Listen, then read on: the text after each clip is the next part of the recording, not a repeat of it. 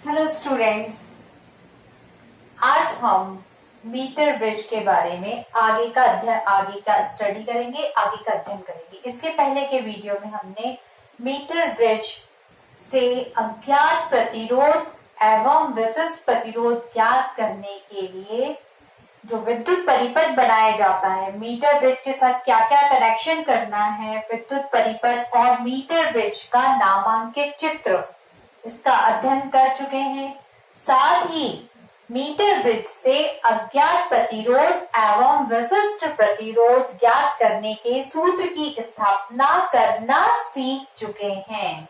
Okay, last video में हमने अज्ञात प्रतिरोध एवं विशिष्ट प्रतिरोध के सूत्र की स्थापना करना सीख लिया है।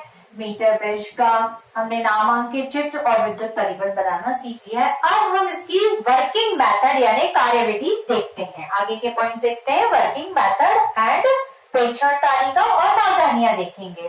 तो वर्किंग मेथड जो है, इसके लिए हमने जो विद्युत परिपथ बनाया था, विद्युत परिपथ बनाना सीखा था, ठीक उसी प्रकार से हम सारे कनेक्शन कर लेते हैं। ये एसी तार के बीच में सेल जोड़ लिया, प्लग कुंजी जोड़ ली। ओके, और यहाँ जो दो गैप थे, इनके बीच में हमने क्या जोड़ा है, प्रतिरोध बॉक्स जोड़ा है। यहाँ पर प्रतिरोध बॉक्स जोड़ दिया बाएं गैप में, लेफ्ट साइड में, और दाहिने तरफ में हम जोड़ रहे हैं अज्ञात प्रतिरोध S, अज्ञात प्रतिरोध S जोड़ लिया है। और साथ ही यहाँ पे B के साथ में हमने गैल्वेनोमीटर यानी धारामापी जॉकी कनेक्शन, ये सब कर दिया। अब हम क्या करते, कनेक्शन कर लिया। सबसे पहले हमने क्या किया, विद्युत परिपथ कंप्लीट कर लिया। अब इसकी जांच करेंगे हम। क्या जांच करेंगे कि परिपथ सही, कनेक्शन सही है कि नहीं।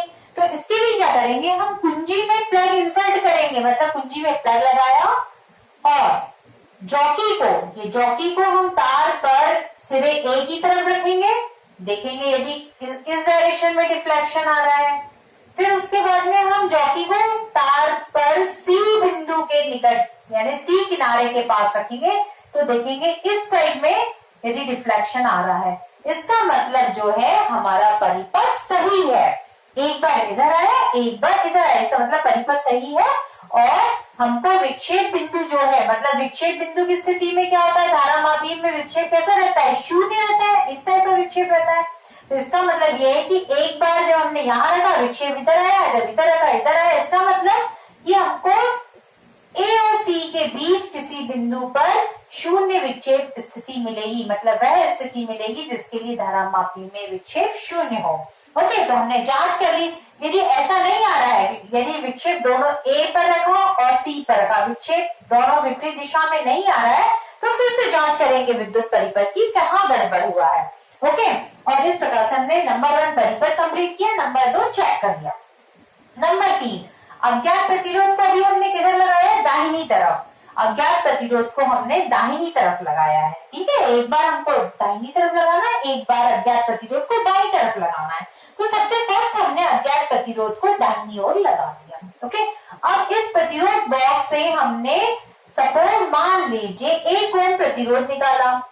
ओके, 1 ओम प्रतिरोध निकाला, फिर चौकी को हमने तार पर चलाया और संतुलन बिंदु प्राप्त कर लिया। मान लीजिए संतुलन बिंदु हमको मिला D1, और D1 की हमने बिंदु A से दूरी नाप ली।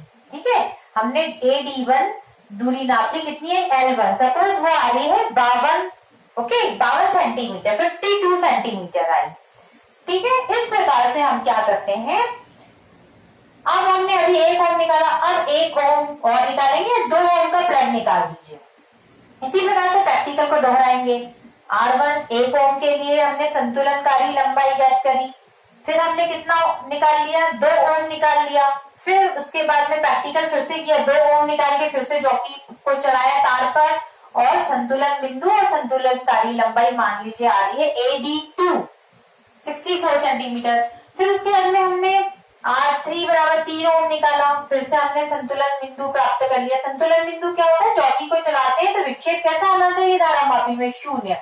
तो इस प्रकार से हमको AD3 यानी 70 सेंटीमीटर मिली। संतुलनकारी लंबाई ज्ञात कर ली हमने L। अब हम क्या कर रहे हैं, यहाँ पर इस सूत्र में अज्ञात प्रतिरोध का जो सूत्र हमने ज्ञात किया था, इस सूत्र में हम L का मान रख देंगे। ठीक है, एक बार हमने कौन से प्रतिरोध के लिए, 1 ओम के लिए L1 बराबर 52 रख के गणना कर ली।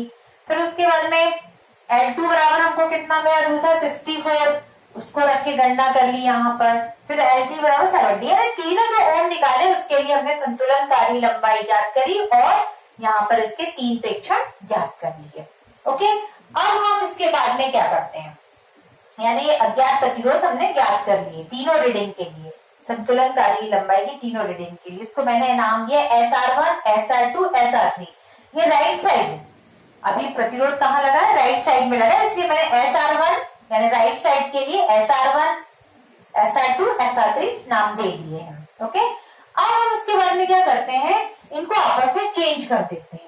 अज्ञात प्रतिरोध को इधर लगा देते हैं और प्रतिरोध बॉक्स को इधर लगा देते हैं। ये प्रतिरोध बॉक्स को हमने इधर लगा दिया और अज्ञात प्रतिरोध को हमने लगा दिया है बाईं तरफ। अज्ञात प्रतिरोध S को हमने किधर लगा दिया, बाईं तरफ लगा दिया है। अब क्या करते हैं, हम फिर से ये ओम निकालेंगे। प्रतिरोध बॉक्स से 1 ओम निकाला, संतुलन बिंदु प्राप्त किया और संतुलनकारी लंबाई प्राप्त करी। फिर हमने 2 ओम निकाला, फिर से जॉकी को चलाया और संतुलन बिंदु संतुलनकारी लंबाई ज्ञात करी। ठीक है, इसी प्रकार से फिर 3 ओम निकाला, फिर से हमने संतुलनकारी लंबाई L3 डैश, यहाँ पे वहां पर L1, L2, L3, यहाँ पे L1 dash, L2 dash, L3 dash, इस प्रकार से संतुलनकारी लंबाई प्राप्त कर ली। और अब यहाँ पर जब हम अज्ञात प्रतिरोध को बाईं ओर लगाते हैं तो ये सूत्र मिला था हमको। इस सूत्र में हमने यहाँ पर L का मान रख देंगे और L का मान रखने के पश्चात क्या करते हैं, हम फिर से हम क्या कर लेते हैं, तीनों जो क्रमांक है उनके लिए हम इस सूत्र से SL1, SL2, SL3 ज्ञात कर लेते हैं। SL1 ये मैंने लेफ्ट साइड के लिए लिख दिया है कि जब अज्ञात प्रतिरोध लेफ्ट 1 है तो 3 रीडिंग्स हमने ज्ञात कर ली। जब एक बार हमने 1 ओम निकाला, 2 ओम निकाला, 3 ओम निकाला, तो यहाँ पर हमने यहाँ अज्ञात प्रतिरोध की रीडिंग निकाल ली। ओके, यहाँ पे सावधानी ये रखना है कि जो अज्ञात प्रतिरोध हम ले रहे हैं इसके तार की लंबाई को बदलना नहीं है। जो पहले बार में ली थी, जब अज्ञात प्रतिरोध दाहिनी तरफ लगा था, जितनी लंबाई थी उसकी उतनी ही लंबाई को अगली रीडिंग में भी, यानी कि जब हम इसको बदल रहे हैं स्थान, तब भी अज्ञात प्रतिरोध जो है वही, उसकी लंबाई वही रहना चाहिए, वही तार रहना चाहिए। ओके, तो इसकी शॉर्ट करके आप इसको नोट कर लीजिए, फिर अपन आगे देखते हैं। यदि तार का विशिष्ट प्रतिरोध भी ज्ञात करना है तो हम एक पॉइंट और बढ़ा देंगे कि ये जो अज्ञात तार जो है, संबंधित जो स्क्रू है, जो आपके पैच है, इनके बीच तार की हम लंबाई को स्केल की सहायता से नाप लेंगे और इस तार की त्रिज्या जो है स्क्रू गेज की सहायता से ज्ञात कर लेंगे। एक पॉइंट और करेंगे, विशिष्ट प्रतिरोध ज्ञात करना है तो L नाप लेंगे यहाँ पर, तो जो जहां जिस स्क्रू के बीच टाइट है वहां से तार की लंबाई को नाप लेंगे स्केल से और उसकी त्रिज्या ज्ञात करेंगे। ओके, अब उसके बाद में हम देखते हैं प्रेक्षण तालिका, ऑब्जर्वेशन टेबल, प्रेक्षण तालिका। तो प्रेक्षण तालिका के लिए देखिए मैंने बना के रखा हुआ, जो हमने किया है वही आपको लिखना है। ठीक है, सबसे पहले क्रमांक 1 में हमने सपोज निकाला था 1 ओम प्रतिरोध बॉक्स से हमने 1 ओम, अभी हमने सबसे पहले क्या किया था, इसको दाहिने तरफ लगाया था, तो S को दाहिने तरफ लगा था और 1 ओम प्रतिरोध निकाला और हमने क्या किया था, जॉकी को चलाकर संतुलनकारी लंबाई ज्ञात करी। सपोज आई, मान लीजिए आपकी संतुलनकारी लंबाई आई 62। ओके, तो इस टाइप से L की रीडिंग आई तो 100 माइनस L निकाल लेंगे। इसका मान रख के हमने यहाँ निकाल लिया SR1। कहाँ पर लगाया, अज्ञात प्रतिरोध राइट साइड में लगा, दाहिनी तरफ, SR1 नाम दे दिया। ठीक है, ओके, अब हमने क्या किया, उसी प्रयोग को दोहराया। अब 2 ओम लगाया और संतुलनकारी लंबाई निकाल ली, इसकी भी 100 माइनस 65 कर ली और यहाँ मान रख के हमने दूसरा पाठ्यांक निकाल लिया SR2। सिमिलरली अब हमने 3 ओम निकाला, जॉकी को चलाया, संतुलन बिंदु D3 मिला, मान लीजिए संतुलनकारी लंबाई 68 मिली। इस प्रकार से हमने यहाँ पे भी हमने निकाल दिया SR3। बिल्कुल, अब हमने देखिए ये सूत्र को याद रखना बहुत आसान है। अभी हमने अज्ञात प्रतिरोध को किधर लगाया है, दाहिनी तरफ। देखिए मैंने एक छोटा सा ड्राइंग बना के रखा, अज्ञात प्रतिरोध किधर लगा हुआ है, एस किधर लगा है, अज्ञात प्रतिरोध एस नाम देते आ रहे हैं हम, दाहिनी ओर लगा है, ठीक है। और इधर जो संतुलन बिंदु जो है उसकी तार के प्रथम सिरे ए से जो दूरी है हम उसको क्या नाम देते हैं, एल। इधर का कितना हो जाता है 100 माइनस एल, और ये हो गया आर, प्रतिरोध बॉक्स से निकाला, और ये ऐसे लिख लीजिए R S L 100 minus L. S निकालना है तो ये गुना कर दीजिए, एस बराबर इन दोनों का गुना कर दिया, R into 100 minus L, okay, और अपॉन में एल। एस बराबर से हो जाएगा R into 100 minus L upon में, या ऐसा तीजे गुणा कर लीजिए, इन दोनों का कर लीजिए और एस का मान निकाल लीजिए। ये दोनों का गुणा किया, एस इंटू एल, फिर एस का मान निकाल दिया तो एल वापस इधर आ जाएगा। बहुत ही आसान है, ओके। अब उसके बाद में अज्ञात प्रतिरोध जो एस है, हम अब इसको किधर साइड में कर लेते हैं, बाएं तरफ, बाएं तरफ कर लेते हैं। तो अज्ञात प्रतिरोध को हमने किधर कर लिया, बाएं तरफ कर लिया, और प्रतिरोध बॉक्स को इधर लगा दिया, ठीक है। और यहाँ पर क्या किया, फिर से वही, अब देखिए सूत्र बनाना वही बहुत आसान, अभी मैंने बताया, तीजा गुणा कर लीजिए आप, उसमें इन दोनों का गुणा कर लो, तीजा गुणा कर लिया तो क्या हो गया आपका, एस इंटू 100 माइनस एल हो गया is equal to R into L, और एस का मान निकाल लीजिए, ये पक्षांतर हो गया आपका नीचे 100 माइनस एल, ये सूत्र बन गया आपका R into L 100 minus L, ठीक है। अब यहाँ पर क्या कर रहे हैं हमने, जब अज्ञात प्रतिरोध को किधर लगाया था, दाहिनी, अब हमने बाईं तरफ लगा दिया है, तो अब हम वही प्रैक्टिकल को दोहराएंगे। फिर से प्रतिरोध बॉक्स से पहले 1 ओम निकाला, संतुलनकारी लंबाई ज्ञात करी, यानी संतुलन बिंदु ज्ञात किया, संतुलनकारी लंबाई ज्ञात करी एल डैश, और 100 माइनस एल। यहाँ पर हमने ये सब मान रख दिए, दोनों मान रख दिए, और यहाँ पर हमने निकाल दिया, लेफ्ट साइड में लगाया हमने अज्ञात प्रतिरोध को, तो इसको नाम दे दिया SL1। ठीक इसी प्रकार से फिर से हमने 2 ओम निकाला, और यहाँ पर संतुलनकारी लंबाई ज्ञात करी, और उसमें से 100 में से घटा लिया, और SL2 ज्ञात कर दिया। इसी प्रकार से 3 ओम निकाल के संतुलनकारी लंबाई ज्ञात करी, और 100 माइनस एल के SL3 निकाल दिया। अब हम क्या कर रहे हैं, ये जो दोनों प्रतिरोध हैं, ये जो रीडिंग्स आई है आपकी अज्ञात प्रतिरोध की, एक बार अज्ञात प्रतिरोध को दाहिनी तरफ लगाया और एक बार अज्ञात प्रतिरोध को बाईं तरफ लगाया, और हमने 3 रीडिंग ले लिए, 1 ओम, 2 ओम और 3 ओम का प्रतिरोध निकाल के। अब हम क्या करते हैं, 2 ओम के लिए एक ये रीडिंग थी और एक ये रीडिंग थी, 2 ओम के लिए, सॉरी 1 ओम की वैल्यू, सॉरी 1 ओम के लिए पहले हमको रीडिंग क्या मिली, जब हमारा जो प्रतिरोध था, अज्ञात प्रतिरोध जो था दाहिनी तरफ SR1, और जब लेफ्ट साइड में हमने अज्ञात प्रतिरोध को लगाया तो 1 ओम के लिए लिखी SL1।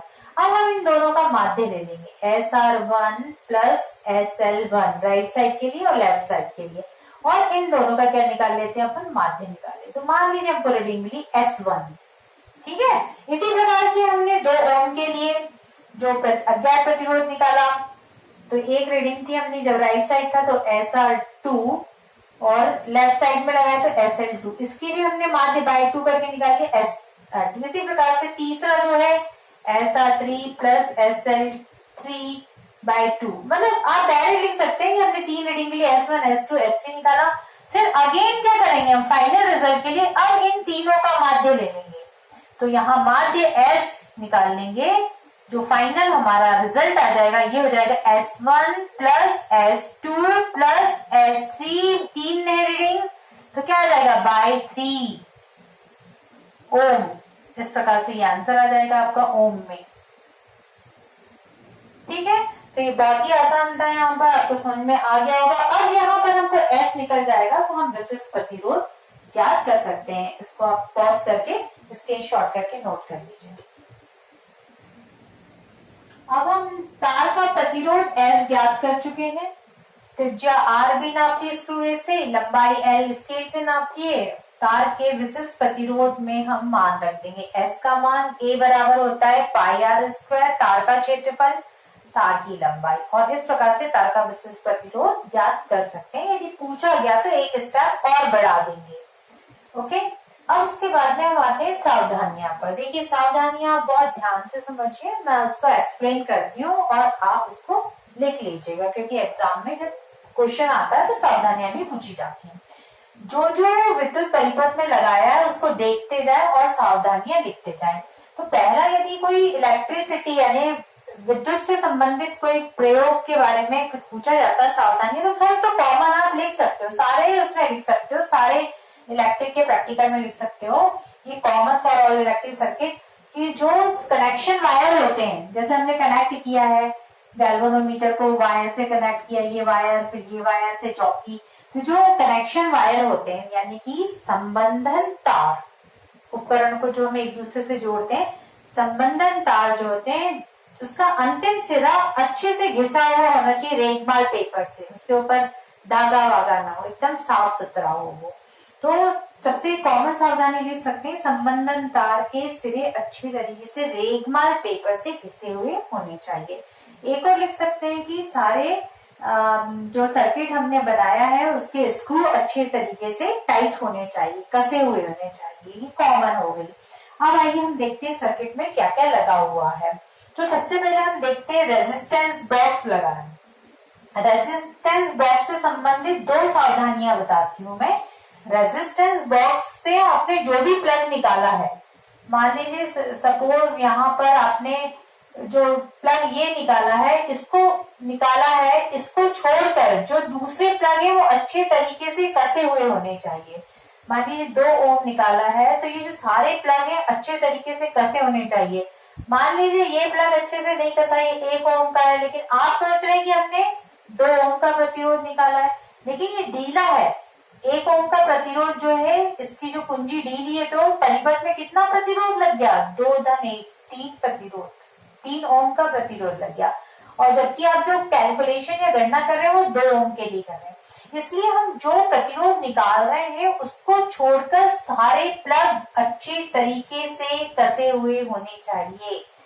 ओके, तो ये होगी नंबर 1 कि प्रतिरोध बॉक्स से हमने जो भी प्लग निकाला है उसको छोड़कर सारे प्लग अच्छे तरीके से कैसे होने चाहिए? कसे हुए होने चाहिए। ओके, नंबर 2, हम ऐसा प्रतिरोध निकालें, प्रतिरोध बॉक्स से हम ऐसा प्रतिरोध निकालें कि संतुलन बिंदु जो प्राप्त हो रहा है लगभग तार के मध्य में प्राप्त हो। जैसे 100 करीब है तो तार के मध्य में प्राप्त हो, 48, 49 इस टाइप से प्राप्त हो। तो उससे क्या होगा, हमारी जो लगभग प्राप्त तार के मध्य में प्राप्त होने से हमारी 2 समाधान होंगे। एक तो ये ब्रिज की सुग्राहिता बहुत अच्छी होगी, नंबर 1, और यदि ये तार जो लिया है, हमने जो तार लिया है एसी, उसका यदि क्षेत्रफल सब जगह एक समान नहीं है तो इस त्रुटि का भी निवारण हो जाएगा।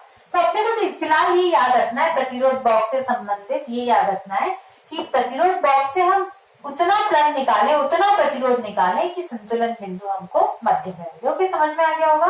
प्रतिरोध बॉक्स को जैसे ही देखा तो हमको 2 सावधानियां एकदम याद आ गई कि जो हमने प्लग निकाला है, जो प्रतिरोध निकाला है, उसको छोड़कर अन्य प्रतिरोध के प्लग अच्छे तरीके से कसे हुए होने चाहिए। नंबर 2, हम मतलब नंबर 3 पे आ गए। इस प्रकार हम इतना प्लग प्रतिरोध बॉक्स से निकालें कि संतुलन बिंदु हमको लगभग तार के बीच में मिले। ओके, नंबर 3 है धारा मापी से संबंधित। ये धारा मापी जो होता है, इसके साथ में एक समांतर क्रम में शंट लगा होता है, मतलब ये भी एक प्रकार का प्रतिरोध है। तो यहाँ पर इसके समांतर क्रम में क्या लगा होता है? एक शंट लगा होता है। तो जैसे ही आप यहाँ से यहाँ चौकी को तार पर चला रहे हैं तो ये क्या हो रहा है? विक्षेप आ रहा है। धारा मापी में क्या आ रहा है? विक्षेप आ रहा है। इस टाइप से विक्षेप आना शुरू हुआ। ये आप देख रहे हैं विक्षेप 0 के निकट है, तो यानी जैसे यहाँ डी बिंदु पर क्या होगा? विक्षेप 0 के निकट है। तो जैसे ही विक्षेप 0 के निकट है उस समय में इस शंट को निकाल देना चाहिए। इससे धारा मापी और एक्यूरेट रीडिंग देता है। किसकी रीडिंग? संतुलन बिंदु की एक्यूरेट रीडिंग देता है। ओके, तो फिर से सुनिए, धारा मापी से जहां भी विद्युत परिपथ में धारा मापी लगा हुआ है तो आप यहाँ पर लिख दीजिए इसके साथ सावधानी कि जब भी संतुलन बिंदु मिलने वाला हो उसके निकट धारा मापी के साथ जो शंट लगा हुआ है उसको हटा देना चाहिए। ओके, अब उसके बाद आते हैं हम प्लग कुंजी से संबंधित। प्लग कुंजी को देख लो, इससे संबंधित सावधानी एकदम याद आ जाना चाहिए कि जब हम प्रैक्टिकल करने वाले हो, पूरी तैयारी हो गई हो, उसी समय ही प्लग कुंजी में प्लग लगाइए और परिपथ में धारा प्रवाहित करिए। अन्यथा क्या होगा, अब ये तार में धारा प्रवाहित होने से हम प्रैक्टिकल नहीं कर रहे हैं और हमने प्लग में की लगा दी, तार में धारा बहने लग गई, तार क्या हो जाएगा, गर्म हो जाएगा। और जब तार गर्म होगा तो तार का प्रतिरोध भी क्या हो जाएगा, बदल जाएगा। ओके, प्रतिरोध बदल जाएगा यहाँ पर, क्योंकि प्रतिरोध और ताप एक दूसरे के क्या होते हैं, समानुपाती होते हैं। ओके, तो इस प्रकार से देखते जाइए और उसका डिटेल देखते जाइए। यानी प्लग कुंजी में प्लग तभी लगाएं जब हम प्रैक्टिकल करने वाले हो, अन्यथा तार के गर्म हो जाने से तार का प्रतिरोध बदल जाएगा। ओके, ये धारा मापी का क्या लिखना है आपको कि जैसे ही संतुलन बिंदु मिलने वाला हो उसके साथ लगा शंट निकाल देना चाहिए। प्रतिरोध बॉक्स में जो प्रतिरोध निकाला उसको छोड़कर सारे प्लग अच्छे तरीके से कस लेने चाहिए। इस प्रकार से ये सावधानियां होगी। अब यहाँ पर हम देखते हैं कि कुछ त्रुटियां हैं जो हम लोग डिस्कशन कर चुके हैं, बहुत जल्दी से डिस्कशन करते हैं। यहाँ पर एक अंत्य त्रुटि क्या होती है, अपन लोग पहले भी पढ़ चुके हैं। ये पीतल की जो पत्तियां हैं इसके प्रतिरोध को हमने कैलकुलेशन में नहीं लिया है, तो इसका भी कुछ ना कुछ प्रतिरोध होता है जो हमारी गणना को क्या करता है, प्रभावित करता है, जिसके कारण पीतल की पत्तियों के प्रतिरोध को हमने गणना में नहीं लिया है, जिसके कारण इसमें त्रुटि होती है। जो परिणाम आता है उसको अंत्य त्रुटि कहते हैं। अंत्य त्रुटि के संशोधन के लिए हम क्या करते हैं, प्रतिरोध बॉक्स और अज्ञात प्रतिरोध को आपस में बदलकर रीडिंग लेते हैं, नंबर 1। नंबर 2, अभी आपने देखा ये जो तार है कोई जरूरी नहीं कि इसका क्षेत्रफल सब जगह पर एक समान हो।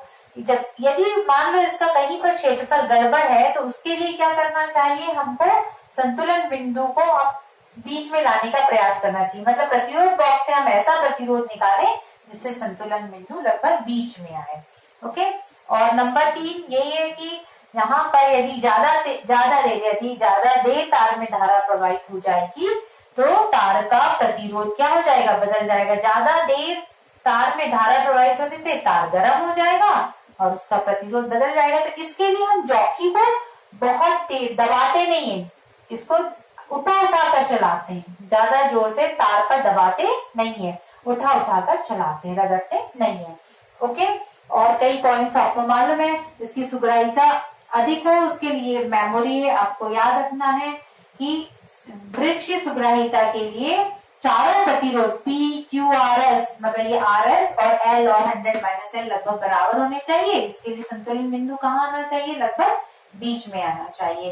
तो इससे ब्रिज की सुग्राहिता कैसी होगी, अधिकतम होगी। अच्छा, यहाँ पर इसके बाद इसका जो संशोधित रूप है वो कैरी फास्टर ब्रिज है। कैरी फास्टर ब्रिज जिसको हमको पढ़ना नहीं है, आप आगे की क्लासों में पढ़ेंगे कॉलेज लेवल में। कैरी फास्टर ब्रिज जिसमें ये जो संशोधन जो है ये दूर कर दिए, मतलब पीतल की पत्तियों को हटा दिया है और ये तार के क्षेत्रफल का कोई प्रभाव नहीं पड़ता। किसमें दूर करा गया है, कैरी फास्टर ब्रिज। क्या नाम है इसका, carry faster bridge. Okay, carry faster bridge में इसको दूर किया गया है। Okay, that's all. I hope आपको अच्छे से समझ में आ गया होगा। Thank you, thanks for watching.